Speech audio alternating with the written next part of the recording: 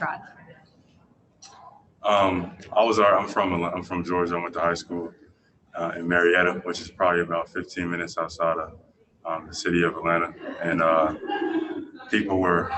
was very upset after watching the George Floyd video, which surfaced. It was kind of emotional to watch. You know, these things happen, but have been happening for a long time. But to be able to see them, 4G on your phone, and then to be viral for everybody else to see too, it's kind of like a feeling that you can't really describe.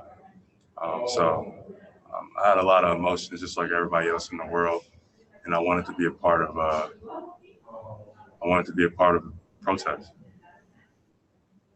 Mark Murphy.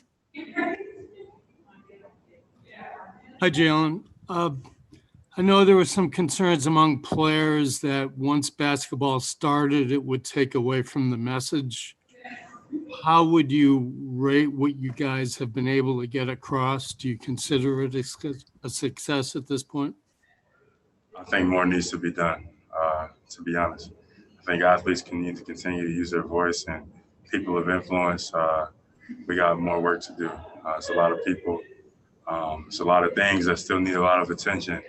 And I know that, it's hard and it's uncomfortable, because we have games and our schedule's up and down.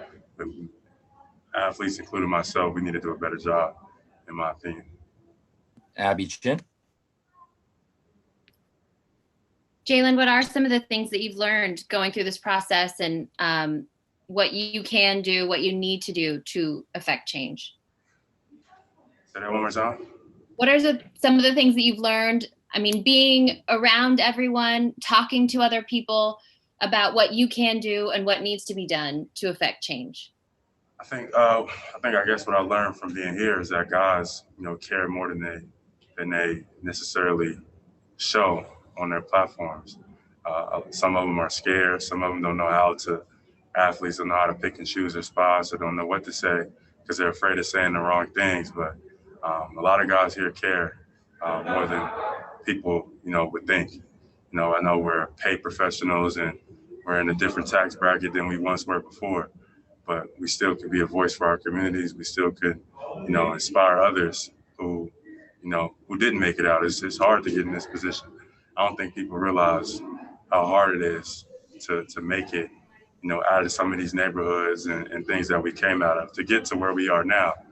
And people celebrate that, those stories where, guys make it from the bottom to the top, or some guys were homeless that I know and made it to the NBA, single parent households, despite a lot of odds. And we celebrate those stories. So we are aware, that what's going on in some of these impoverished neighborhoods and disadvantaged communities. But, we only show awareness when it's an athlete or somebody who's making it out. But when somebody's going through it and they don't, we seem to not care. So what I've learned from being here is that a lot of guys care. A lot of guys pull me to the side and ask questions. A lot of guys, want to have discussions and topics and things like that.